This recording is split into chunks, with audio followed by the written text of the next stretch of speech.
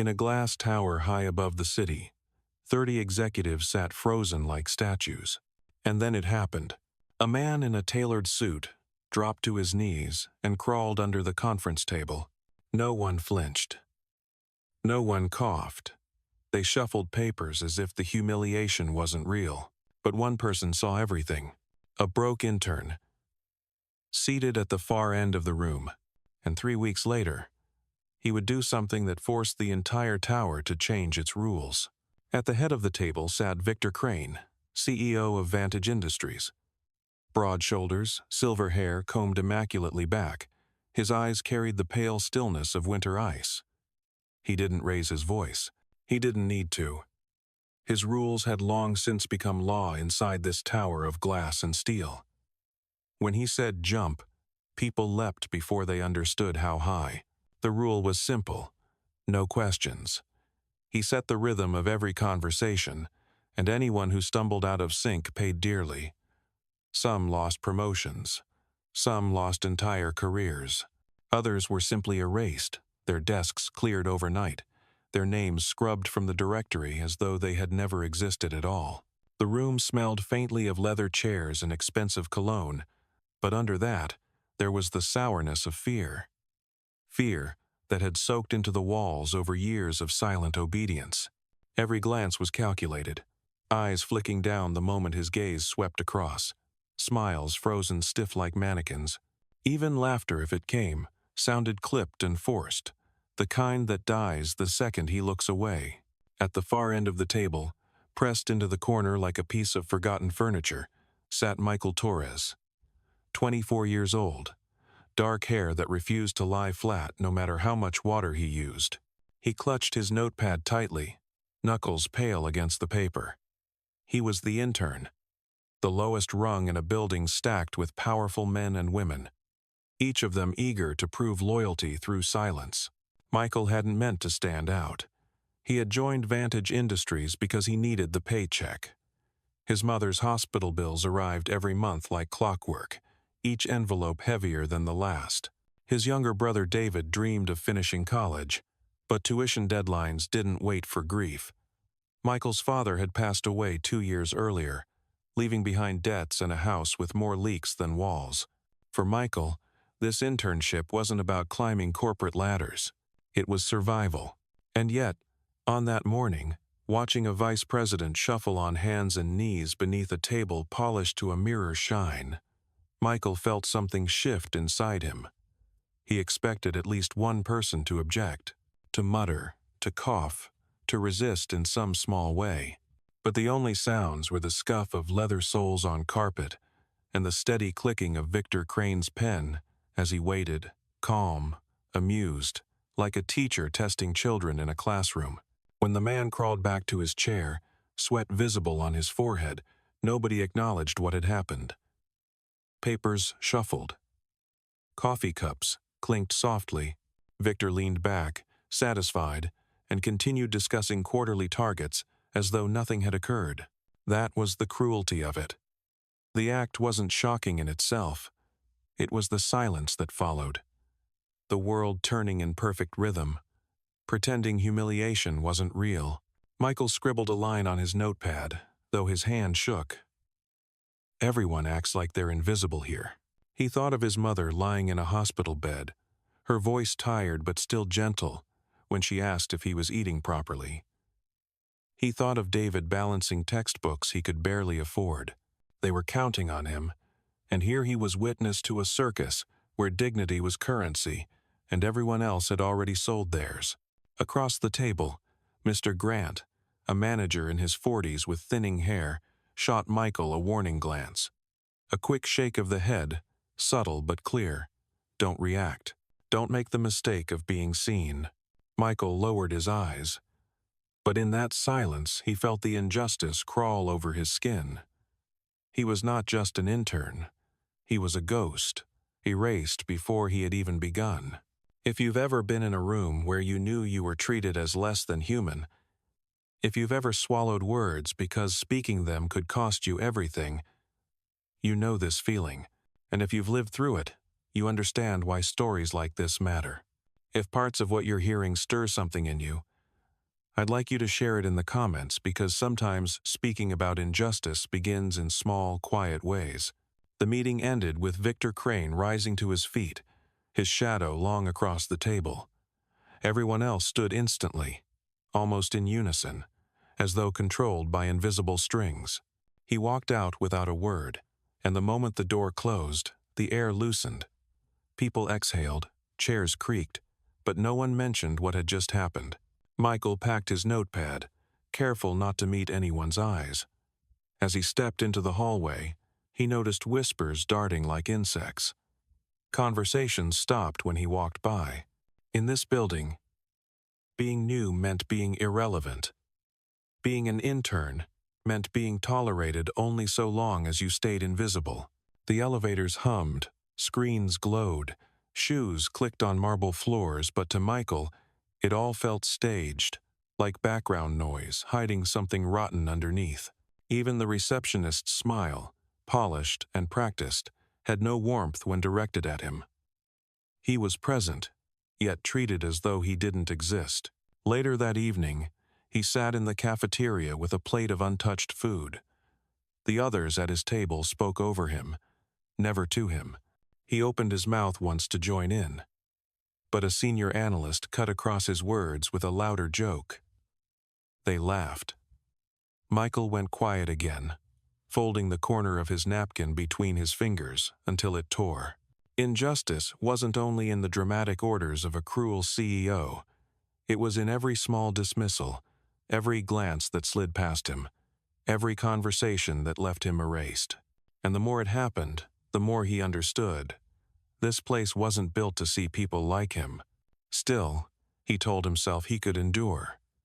For his mother, for David, he could endure anything. And yet, deep down, another thought flickered, dangerous, fragile, but impossible to smother.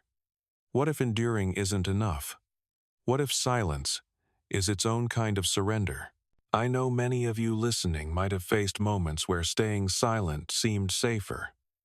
If you have, and if this story resonates so far, I'd be glad if you stayed with the channel.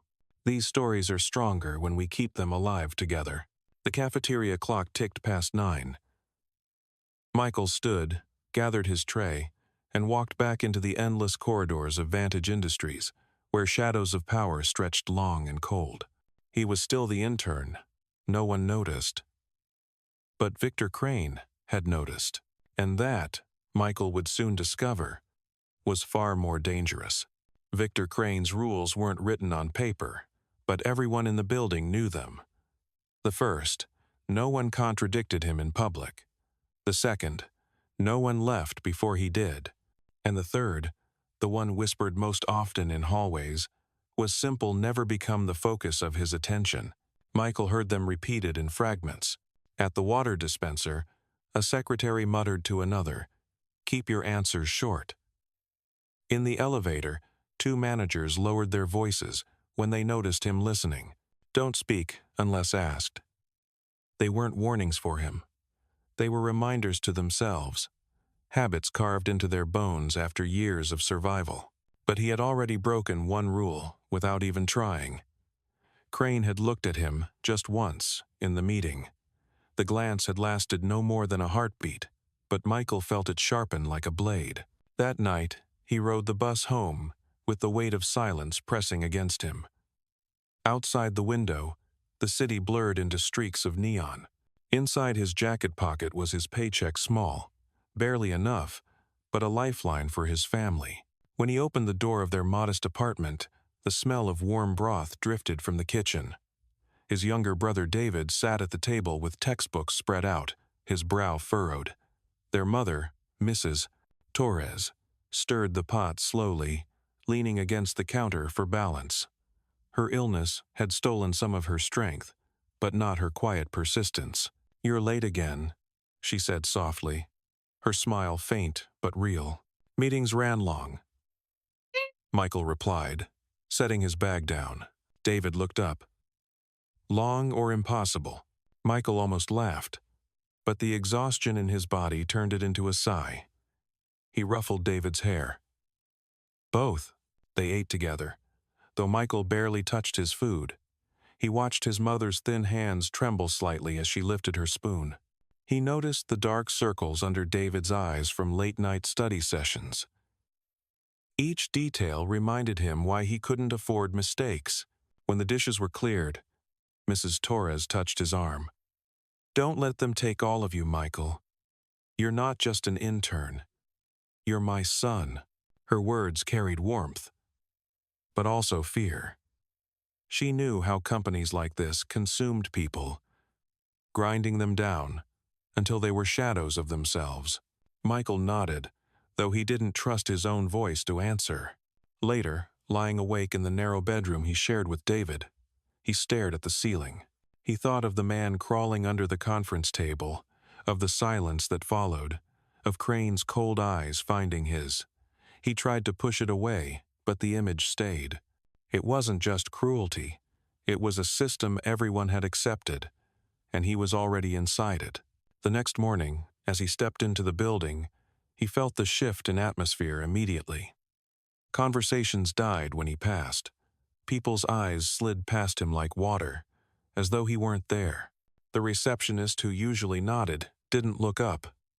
Even Mr. Grant avoided him, mumbling something about deadlines before walking away.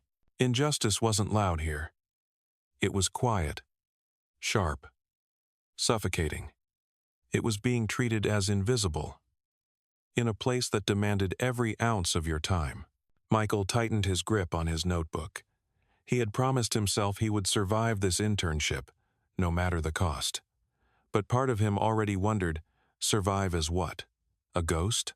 If you've ever felt that same cold distance, that strange isolation even while surrounded by people, you'll understand Michael's silence in these halls. And maybe you'll feel like sharing that moment below. Because voices like yours remind others they're not alone in experiences like this. That afternoon, Victor Crane entered the floor without announcement. His presence alone was enough to change the room. People straightened. Screens lit up faster. Shoes shifted to stand taller. He didn't glance at anyone, not even the managers, until his eyes found Michael. "Intern," Crane said. His voice was low, even, but it silenced the entire floor. "You'll take notes in tomorrow's strategy session. Don't be late." It was nothing more than an assignment, the kind any intern might receive. But the way it landed, heavy and deliberate, carried something else. Attention. The very thing everyone had warned against. Michael nodded once, his throat dry. He felt the weight of dozens of stares pressing into his back, each one saying the same thing. "You've been marked." When Crane walked away, the office slowly exhaled. Michael sat down at his desk, pulse hammering, and stared at the empty page of his notebook. Some rules you could follow. Others followed you. And now, he knew, the cruelest rule of all was about to begin. The strategy session began before sunrise. Senior executives filled the long table, voices hushed, eyes lowered. Michael sat at the end with his notepad, every muscle tense. He had slept little the night before, replaying his mother's warning, hearing David's quiet coughing in the dark room they shared. Victor Crane entered without greeting. His presence was sharp enough to cut the air. He dropped a folder on the table, the sound echoing like a command.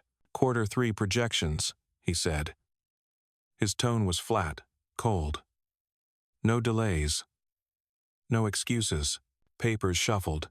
Pens scratched quickly. Michael lowered his head, writing each word. Halfway through the meeting, Crane's voice cut across the room again. "Intern." Every pair of eyes turned to Michael. He forced himself to look up. "Summarize the last point," Crane said. Michael repeated it carefully, his voice steady. Crane's expression didn't change. A pause hung heavy in the room. Then a slight nod.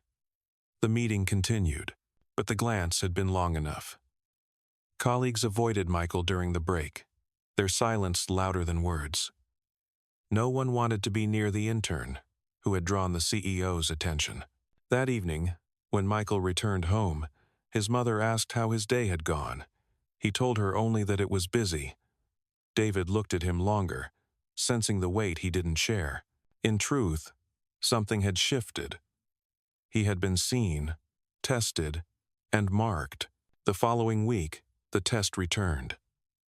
Another meeting. Another order.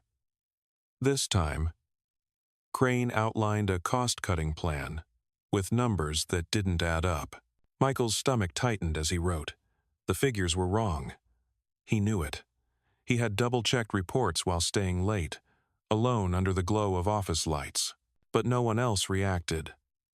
Executives nodded, obedient. Pages turned. Silence thickened. Crane's gaze swept the table. It landed on Michael. "Do you have a problem with that, intern?" The room froze. Michael felt his pulse hammering. He thought of his mother's trembling hands, David's tired eyes. He thought of the humiliation he had witnessed that first day, and the rule everyone repeated: never contradict him. He opened his mouth anyway. "Sir, the numbers don't align with the latest reports. If implemented as written, the losses could exceed the projected savings." The words were calm, measured, but they landed like a blow. A chair creaked sharply. Someone coughed. Nervous. Mr. Grant stared at his notes, face pale. Victor Crane didn't blink. His stare was cold, sharp, unyielding. The silence stretched until it burned. Then, slowly, he closed the folder. "Sit down," he said. His voice was quiet, stripped of inflection. "We'll see." The meeting resumed, as if nothing had happened. But nothing was the same. When it ended, people filed out quickly, eyes fixed on the floor. No one spoke to Michael. No one even brushed past him. In the hallway, he heard whispers behind closed doors, clipped sentences that stopped when he walked by. At home that night, he ate in silence. His mother asked again about his day. He forced a smile. "Just work." But David pressed. "They're treating you differently, aren't they?" Michael didn't answer. He only folded his napkin, placed it carefully on the table, and excused himself. Alone in his room, he stared at the ceiling. He had broken the rule. And now, he understood, he had stepped onto a path that no one else dared walk. The following week, the atmosphere inside Vantage felt heavier. Conversations were shorter, doors closed quicker. No one said it aloud, but everyone knew what had happened. An intern had spoken against Victor Crane. Michael carried his notebook into the boardroom, each step echoing too loudly on the polished floor. The long table stretched before him, lined with executives in dark suits.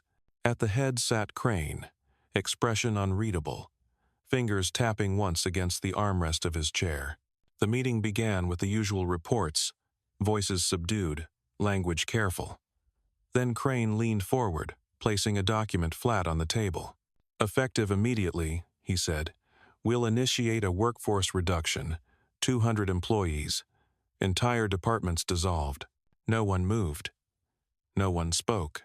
Michael read the numbers projected on the screen. He had seen the real data. He knew the math didn't hold. Cutting those positions would collapse operations, not save money. His chest tightened. But the room remained frozen, in obedient silence. Crane's gaze swept across the table, resting finally on him. "Intern, you're taking notes?" Michael's throat was dry. "Yes, sir." "Then write this carefully. Layoffs will begin next month. No exceptions." Michael's pen hovered above the page. His heart pounded so hard he thought others might hear it. He thought of his mother counting pills at the kitchen table, her voice steady even when her hands shook. He thought of David. Notebooks filled with equations, chasing a future Michael was struggling to keep alive. He raised his head. "Sir, the data doesn't support this." The words cut the room open. Every face turned toward him. Some in shock. Some in horror. One executive actually dropped his pen.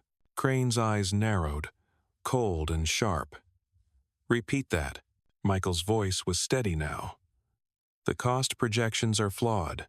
Terminating those employees will lead to higher losses. The savings listed here aren't real."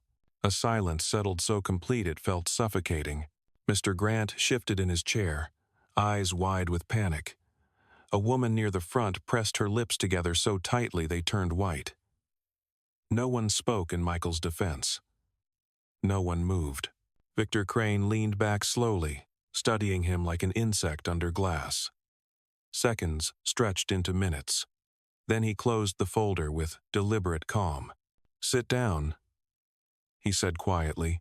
Michael lowered himself into his chair, every muscle rigid. He forced his eyes to the page, pen scratching down meaningless lines just to keep his hands from trembling. The meeting resumed, voices flatter than before, as though everyone was desperate to move on, to erase what had just happened. But nothing could erase it. Michael had broken the rule. Not once, twice. When it ended, people hurried out, avoiding his eyes. In the hallway, two managers whispered urgently before falling silent as he passed. The isolation was complete now. He was no longer simply ignored. He was untouchable. That night at home, his mother noticed the tension in his shoulders. "Michael," she said softly, "whatever's happening there, remember who you are." David added, "Don't let them break you." Michael nodded, but inside he knew the truth. He hadn't just spoken. He had challenged Victor Crane in front of his entire board, and Crane's silence, more than his anger, was the most dangerous response of all. The week after the confrontation, the office seemed to hold its breath around Michael. Conversations stopped when he entered a room. Desks emptied beside his. Colleagues avoided eye contact, their silence sharpened by fear that being near him might draw attention. Victor Crane began the first test quietly. "Intern," he said one morning, standing in front of the floor-to-ceiling windows. "Prepare the investor summary by noon." It was already 10:30. The summary usually required 3 days of work. "Yes, sir," Michael answered.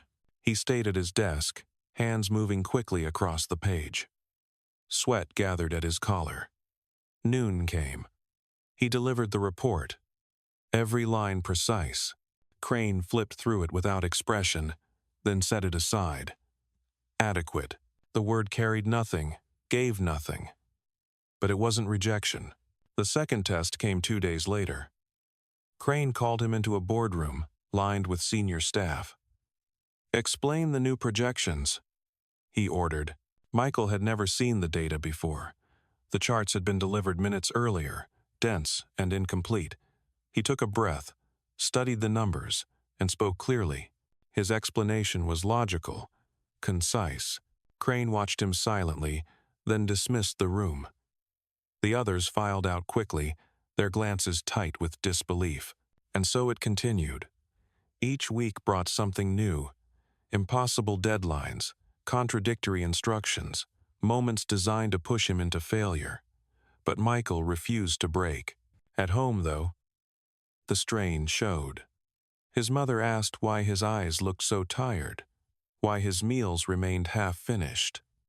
David told him to quit before the job destroyed him. Michael shook his head. "I can't." Not yet. What he didn't say was that he sensed something beneath Crane's cruelty. The tests weren't random. They were deliberate, calculated, as if the CEO were watching for something he couldn't name. One night, long after the others had gone to bed, Michael searched through old articles online. Buried in archives, he found fragments. A car accident, more than a decade ago. A brief obituary. A mention of Victor Crane's only son. The boy had been Michael's age when he died. Michael leaned back in his chair, staring at the screen. The pieces began to align. The rules, the control, the obsession with silence. It wasn't only about power. It was about loss, about punishing the world for what it had taken. The next morning, when Crane passed him in the hallway, their eyes met for half a second. For the first time, Michael didn't look away. Crane stopped. The silence between them was sharp.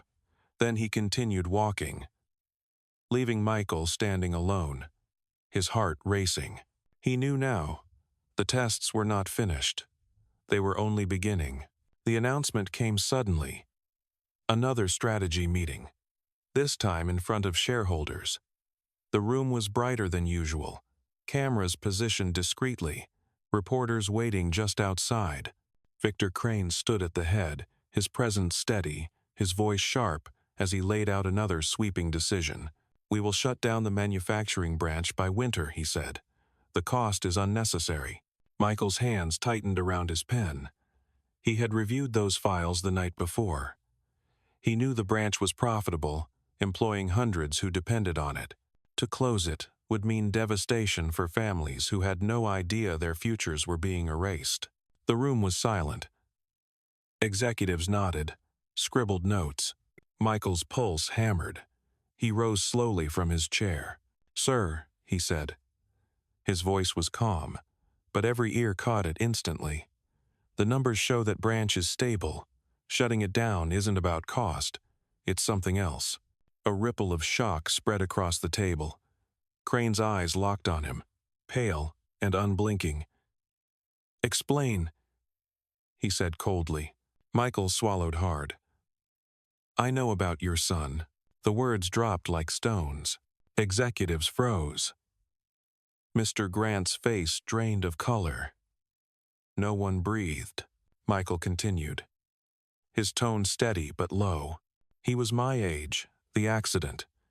It wasn't just loss, it was injustice. And since then, every decision here has been about control, about never letting chaos win again." The silence was unbearable.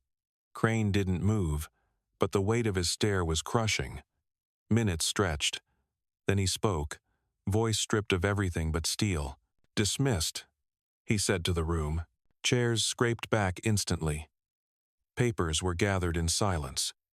One by one, everyone filed out until only Michael and Crane remained. Crane stood at the window, his back rigid, hands clasped behind him. "You've done what no one else dared," he said without turning. His tone was cold, sharp, measured. "Why?" Michael's throat was dry. He thought of his father, the debts left behind, the years of silence that had buried truth. He thought of his mother's quiet strength, David's persistence. He forced himself to answer. "Because silence killed my father. I won't let silence kill anyone else." Crane turned slowly. His face was unreadable, his eyes pale but no longer empty.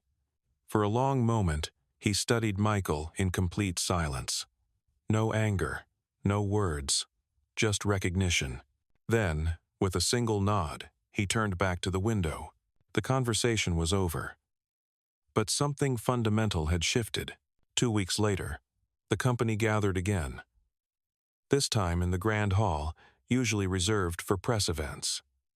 Executives lined the front rows. Staff filled the back. The tension was different now. Restless, instead of suffocating. Everyone waited for the next decree.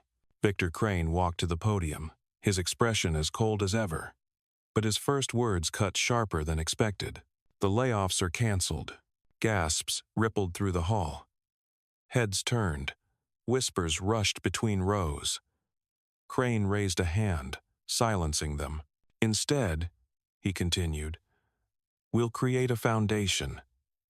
A division separate from profit sheets. It will exist to support the families that carry this company forward, to ensure the system no longer buries them." The room was stunned. For years, Crane had been the symbol of ruthless order. Now he spoke of protection. At the side of the stage stood Michael Torres, not seated in the shadows this time, but present, visible.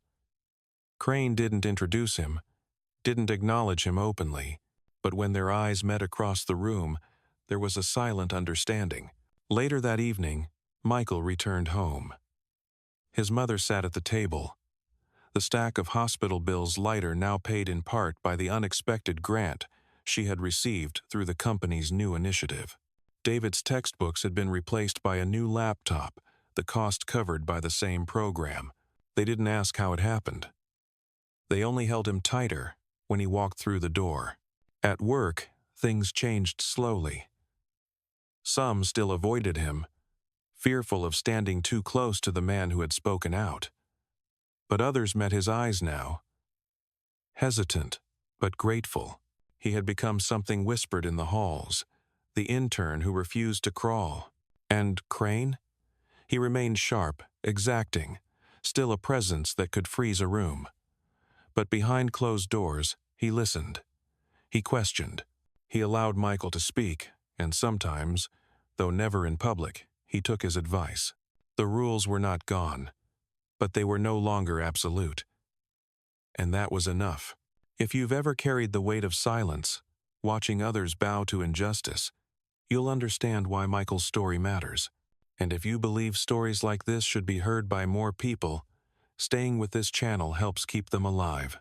Michael stood in the corridor one late evening, watching the city lights shimmer across the glass. He had entered Vantage Industries invisible, erased before he began. Now, he was still an intern by title, but something had shifted. He had been seen, and sometimes, being seen was the first step to changing everything.